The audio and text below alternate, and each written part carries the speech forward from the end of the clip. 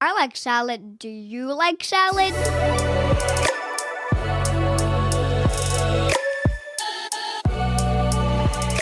Welcome to Canadian Salad. A fun, factual, and friendly podcast about culture and integration in Canada. I'm one of your hosts. I'm Hostion Ho from China, currently living in Vancouver, unceded territory of Musqueam, Squamish, and Tsleil-Waututh Nations. And I'm your other host, Andrea McCoy, an immigrant from the United States, and broadcasting you from the unceded traditional territory of the Lekwungen people, the Songhees and Esquimalt First Nations. And you're listening to Canadian Salad. And we're recording. Hello, Hostion. We're recording. How are you? Hi. I am good. How are you? I am very good too. I mean, just getting really cold. This winter Oh my gosh, yes. days are not fun for me. No, it's true. I heard I heard that it's going to be like -5 degrees, 3 degrees this week. So, Oh no, I'm going to Edmonton and they're having a cold snap. It's going to be -24. oh my, ew. I know. Gross. Do you even have warm enough clothes? I don't Mr. think so. Northwest? No? I'm not going to survive there. Your crop tops will not serve you well. I'm so sorry I to know, say. so I'm just saying, Your if I midriff's can gonna make it- freeze. If I can make it next week to make the podcast, please tell my mom I love her. Okay, I will. I'll send her your favorite bow tie as like a momentum of And your my favorite life. crop top and thong. Yes, and thong. Can you imagine mailing your mom your thong? Oh my gosh. That's hilarious. Well, today's topic is not about thongs. Although that would be No. interesting. True, we should maybe talk a topic about thongs. The culture of thongs. There's probably a culture there. Love that.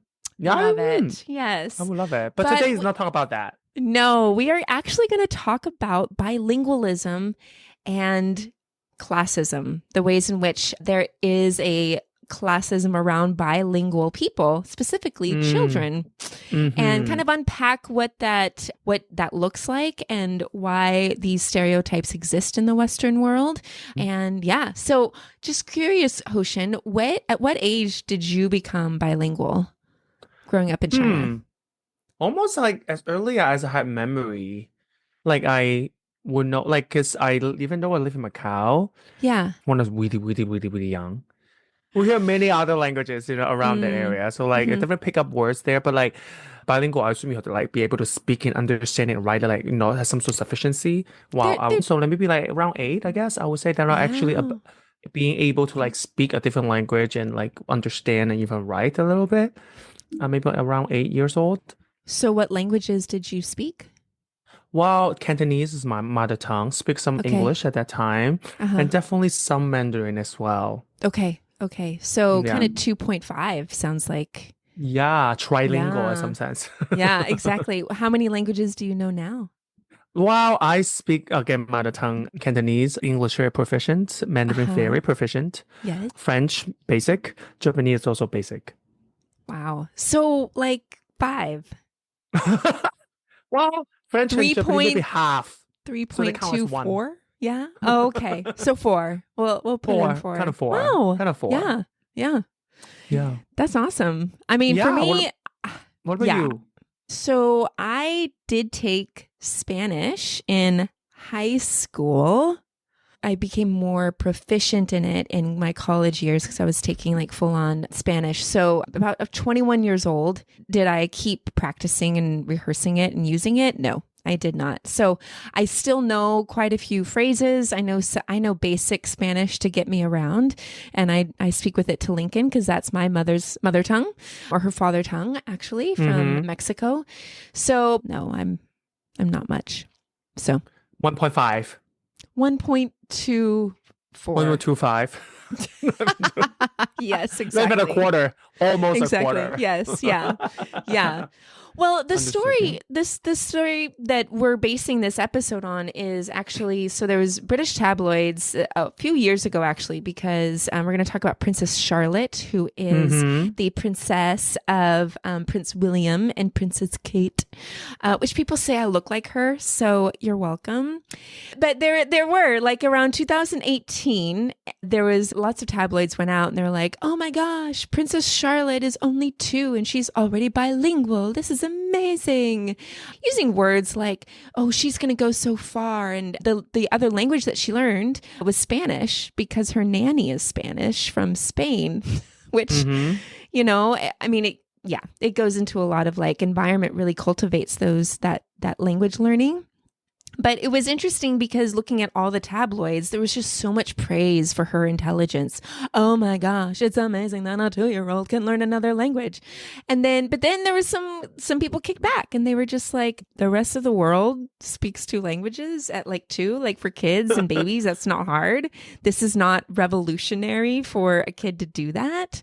He's you know, so it begs a lot of questions about bilingualism being attractive depending on the class of person that you are. Because even immigrant children, when they move to Western countries. So I thought we could unpack really kind of what is bilingual classism. I don't think there's an actual scientific term. There's a lot of research, though, on how your economic status can impact your ability to learn and the perception that you have among the greater majority of society around you. Like give examples of how that actually works, because I personally also experience if, you know, I go to English speaking country and speak English because obviously I have an accent. There's also people kind of mock you speak, you know, your accents, and I heard people would, you know, imitate how I speak or something to make fun of me.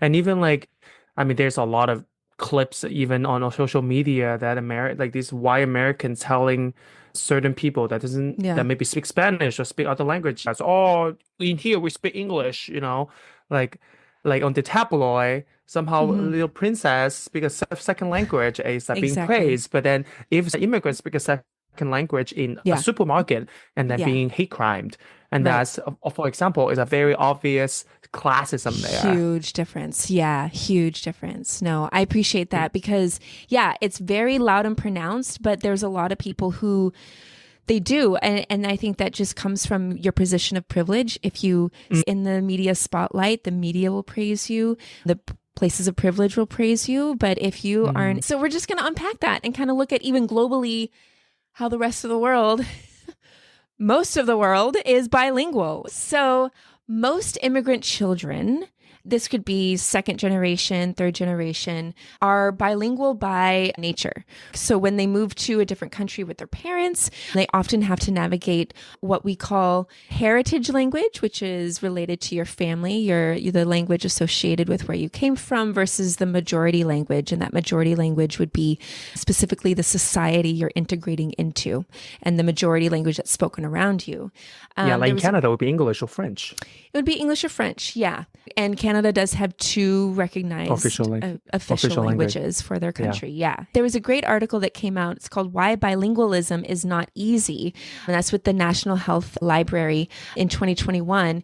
And their research was saying that the majority language is always the one that takes place in that immigrant child's life. Because in order to navigate your surroundings, in order to navigate your parents' surroundings. There's many research psychology too, like to prove that when you speak a different language, actually using different part of your brain, and sometimes you also showcase a different characteristic, different way of thinking logically. So that also means when you adapt or learn or master on a different language, you also master, in some sense, a different way of life, a different way of thinking and to emote, to express. So being able to speak different languages helps you, also means that you're more adaptable, that you're more you're more well-rounded in many situations. Yeah, exactly. For you, when you speak English, do you notice like a different kind of persona that comes out a bit more than maybe when you speak Cantonese or Mandarin? I mean, of course, for me, I don't see it, but there's people have mentioned a couple of things that, for example, when I was working in the States, my American boss told me when I speak Mandarin, I sound really aggressive.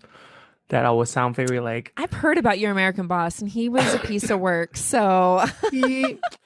In many ways, he's, a kind-hearted person, but sometimes he is, I would say he's ignorant sometimes, maybe. Yeah.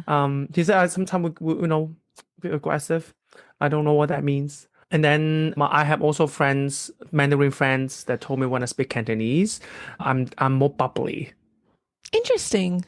Yeah. Interesting. Does But I feel like Cantonese sound bubblier than Mandarin? I think so. Do you Maybe I think? think just because Maybe Cantonese it's are the more tone, tonality. so when I speak, Yeah. it just generally I have to. It's more melodious, maybe. It's More. yeah, Yeah. exactly. So maybe that's why of that. But I do think when I speak English, and sometimes I know I have friends told me that when I speak English, that I'm definitely more proper. I don't know.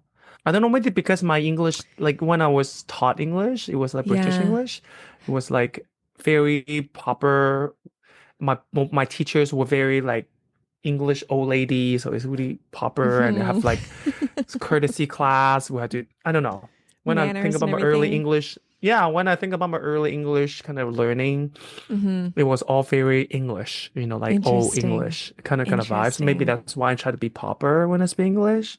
Maybe. But even that idea of like that association of being proper, right? You are educated. You are, they're just these kinds of stereotypes based on the grasp of the English language that we don't attribute to people. Like if you had a grasp of Mandarin, you don't hear people say, wow, they sound so proper, educated, no, it's just like, oh, you sound angry, and I think that's a Yeah. human condition. I think we are Yeah. prone to just other people who are not within I our think social so. identity But also, networks. I think also depends. Like, I think it's very cultural in many ways. Like, because in Asia, in China specifically, Yeah. if you speak English, it is a sign that you are very educated. Because especially nowadays, like English is completely taken out of the public education system. So if Is you it? speak English, means you have to have extra money to pay your kids to extra class. I So you have to have the money see. at least. So if you speak, Yeah. when I growing up, English is in public school, so I guess less so. But then still, like being able to speak very good and Yeah. pronunciate quite well and fluently is still a sign of like intelligence and education. I don't know. For me, if in Canada, I hmm say I see a white man, for example, hmm speak Mandarin, I would say, "Oh my God, you are very educated," because Mandarin is hard. I got you. Yeah, You know what sure. I'm So that saying? perception of difficulty associated with learning Yeah. another language. And then is a hierarchy that comes after English. I think you're right on the nose with that. And I think maybe that's why there is this classism attributed to people who are from specific that hierarchy country, right? So, Mm-hmm. England, Britain, that's like, that's the queen, that's the place where English originated, blah blah blah blah blah. It's like this elevated perception. Oh my gosh, that is just impressive on so many levels. But no one's saying that with you or with, No. children from Uganda who speak 3 or 4 languages, maybe 2 indigenous languages of their families, and then they learn, other languages in school. So it just, It's that different. If it I is. speak more than English, it's expected, Yeah. Mm-hmm. because I speak with an accent and I don't look white. So if I speak other languages than English, other people just expect me. It's like, Right. Yeah. it's nothing exceptional. Yeah. I mean, that's a good point and segue actually to like look at bilingual or multilingualism across the rest of the globe. So it's not new to UK and Princess Charlotte for sure. So Big Think came out with an article in 2018 and said that 92% of European children speak more than one language. Mm-hmm. The US, however, 20%. So, and this isn't a reflection again on the intellectual capacity of people in America. It simply is, I think, regionally, there's just a lot of land space. And if you don't travel much, which a lot of people don't, you stay within your own made up borders there, why would you have to learn another language?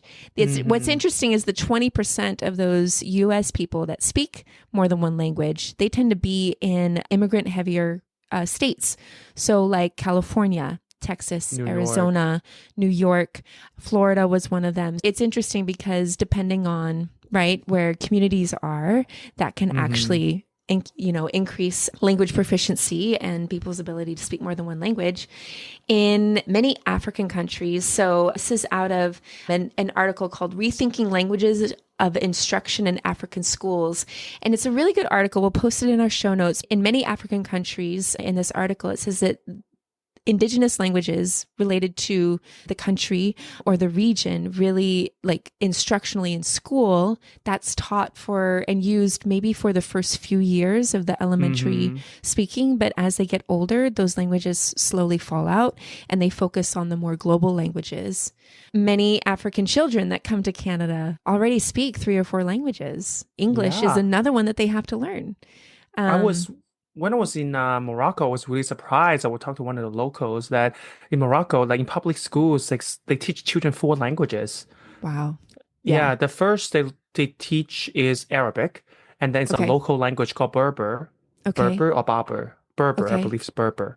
It's like a local, like an indigenous language, a local language, and then is French, and then is English. Is in the whole from elementary school to high school. That's the 4 language in that was slowly introduced to school.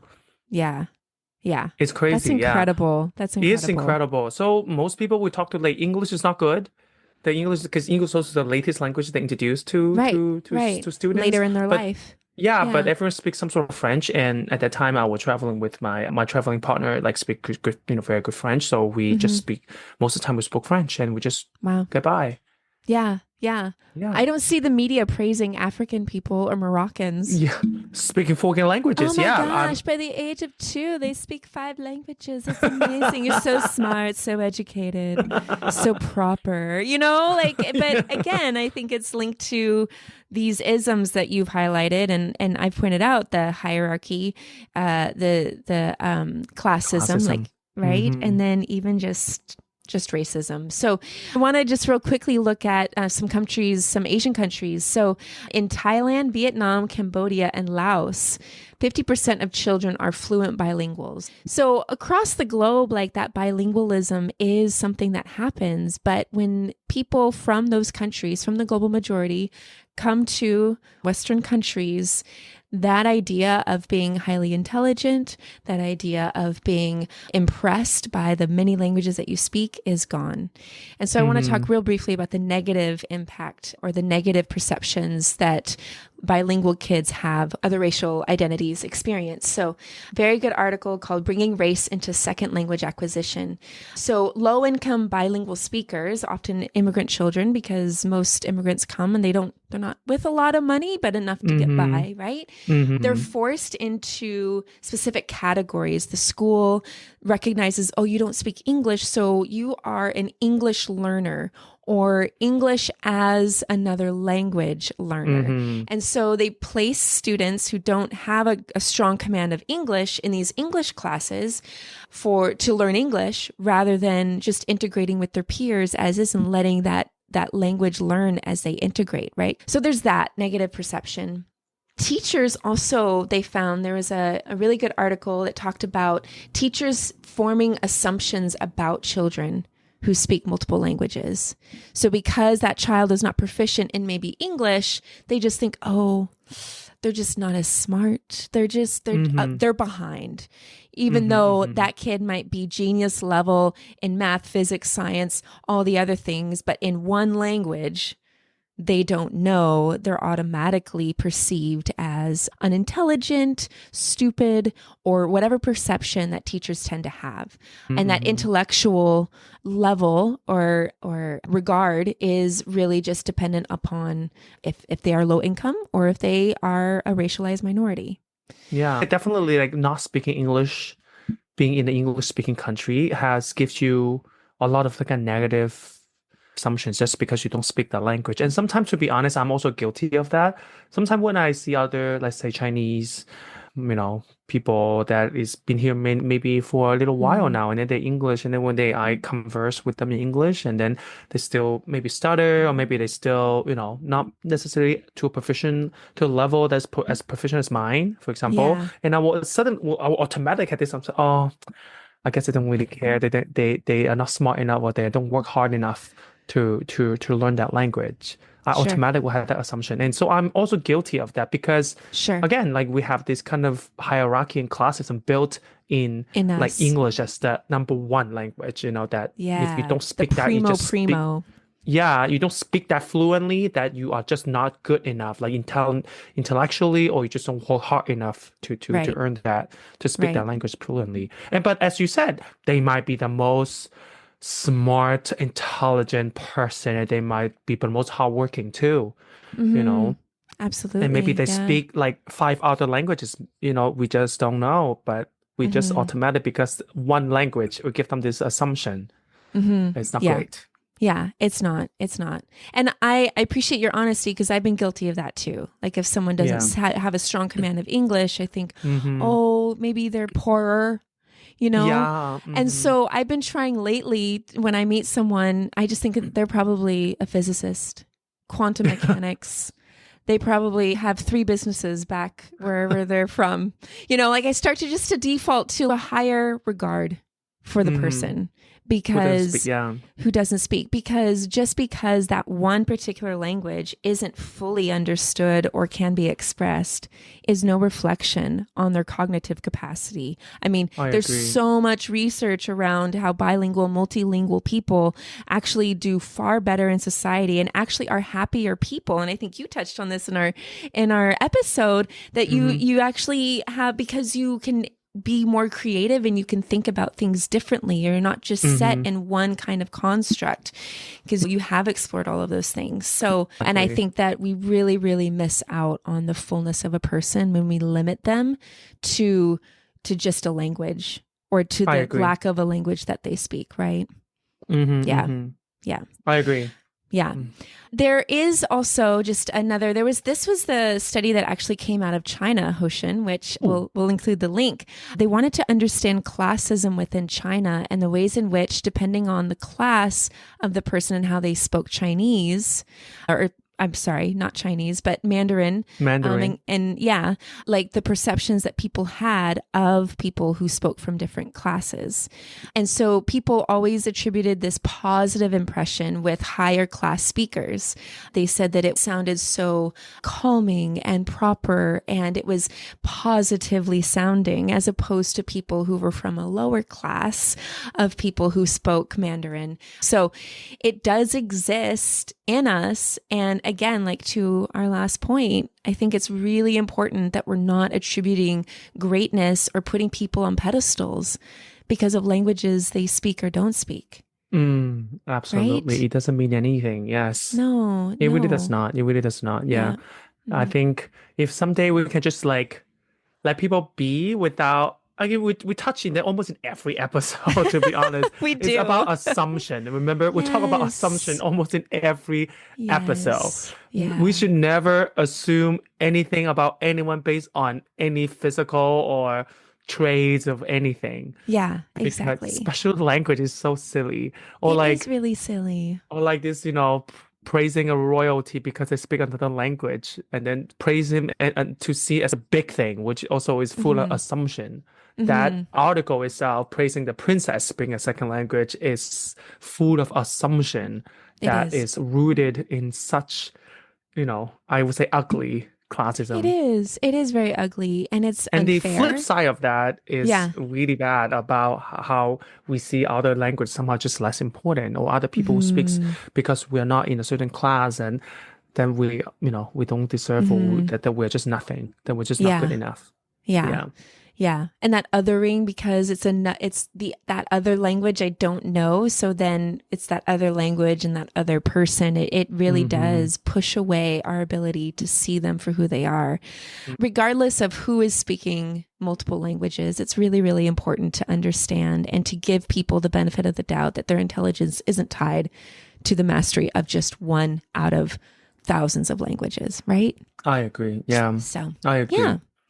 So that's our episode, beautiful. Hostion. Thank you. Thank you, Andrea, for bringing that point out. And I have to say, I really enjoyed today's episode, this conversation. I did too. I learned a lot too. Yeah. And also give myself, that kind of reflection of, oh my God, sometimes I do make assumption about people based on maybe their English is not as proficient as mine or whatever. Sure. Or they make grammar mistakes or use the wrong words or whatever. Yeah. And you know what? I had to keep reminding myself. If you hear someone making a negative comment or a perception or remark about someone who doesn't speak English proficiently, just say they're probably a scientist. Cardiologist. They're scientists, yes. They're a business executive entrepreneur. Maybe they're a doctor. Yeah. Yeah. Yeah. So you just never know. So you just never keep your know. comments to yourself. You know? Oh, so anyway, well, we are going to work. Yeah, go ahead. No, I just want to add one more thing. One more joke. yeah. Don't let your ignorant hurt. Yes, Like exactly. ignorance hurt, okay? Just keep it quiet. Exactly. Just keep it quiet. Keep it to yourself and do some self-examination. We are great examples of that. Anyway, so we have time for the Canadian Salad Pop quiz, Yes. where I ask you a question, you ask me a question, and we'll see who gets it. Would you like to go first, Hoshin? I've been doing a lot of the talking. Okay, I can go first. Okay. So we know, talk about bilingualism. Canada is a bilingual country. Yes. We have mentioned that we speak both English and French. Oh, no. But which province do you think has the highest bilingual population? I mean, English and French, based on the 2021 census. And sorry, let me take Quebec out of it because I think that's easy to guess. Okay. Let's take Quebec out of it. So second, the second most second province had the highest bilingual population, English and French. English and French. Ooh, that's a really good question. French is Quebec is the highest, obviously. I think if anyone who knows anything about Canada should know that. But yes, it's too easy. You never know. But what is the number second? Who's the number second? Ooh, I want to say it's one of the eastern provinces. I'm going to say New Brunswick. Oh my God, you are really? OMG, Mini. Ding, ding, ding, ding, ding. Oh my gosh. Wow. Well, that was a guess out of the blue. Okay. I thought you would say like Ontario because that's my guess. I'm not that I default to Ontario a lot. It's true. Yeah. Yeah, I thought when I was looking at because a lot of people. Ontario, no, it's New Brunswick. It's and they're 34%. Close to Quebec. Wow. They are really close. Yeah. So Quebec has 46.4% of people are bilingual, English and French. Okay. And then New Brunswick is second place, 34%. Wow. Okay. I know. And then the third place is interesting, is Yukon. I did not see that coming. Oh, so I didn't. Yeah, Yukon. No. But anyway. Check it out. Okay. Very cool. Ding, ding, ding, ding, ding. Well, that's the highlight of my day. That's the first thing I got right today. So that's good. No, you did a lot of things right by, waking up. That's the first thing that's right. That's true. I fed my son. He's alive. I know. That is a lot of things that's right. The bar is real low these days. I know, put on clothes, yes, that's really right. Brush my teeth. I haven't washed my hair in a while, but thank goodness nobody can see us. So anyway, so my question to you is, a person by the name of Ziad Fazah holds the Guinness Book of Records for speaking the most languages. How many languages does Ziad Fazah speak? I don't know, 13. Is that your final answer? Yeah, because I don't know. I have to guess. The answer is 58. 58? That's impossible. Wow. 58 languages, including Arabic, Polish, Thai, Urdu, Norwegian, and many more. We'll put the link on our show notes. But yeah. Really? They're known as polyglots. Yeah. Polyglot, yes. Polyglots are speakers of many languages, and the world record right now is 58. Oh my God. I know one person living in China speaks 7. And that's pretty good. And he's a translator. He translates all 7 languages. Yeah. Oh, wow. Yeah. That's a lot. That's incredible to have that brain capacity just to kind of switch. I know. That means he's really proficient. He can translate. That is very proficient. I don't really speak English. It's more like, I don't know, I just noises. So, oh man, I wish I could see what the brain, like a microscope, like what's it doing? Is it just like a little, like a disco ball up there? Like everyone's just like, I don't know. I just think it's amazing. So anyway, that's our episode. Thank you for listening and joining us. Follow us on Instagram and TikTok. Please, I gotta get banned in the States. It's being banned in the States, the TikTok. It's being delayed. Are delayed. I know. Delayed banning. I don't know how the TikTokers are going to find a living now. I know. But you can find us on Instagram. I am maybe hoping to look at other platforms because of Mr. Zuckerberg's recent policies and stuff. Yeah. There's people using called blue sky. If Yes, you're I've heard interested, look that. into I that. am Yeah, looking maybe we into should- that. I am Maybe we looking should into explore it. So that. I will. Mhm. So, but you can follow us on those, or you can even go to our website where we have all our episodes, and then tune in every Friday for our Dishes Out, where we dish out, clap back, and spill the tea against people who are being mean and hateful and saying things, and we're not giving them the last say and word. So we rebut all of that, and that's every Friday. Yes, I will see That you is on it. See you on Friday and next See week you as well. Friday. That's right. Okay. Bye, Hoshin. Bye. Bye. Bye. Canadian Salad is written and produced in British Columbia, Canada by Hoshin Ho and Andrea McCoy. Theme music is by Naver Avetyan from Pixabay.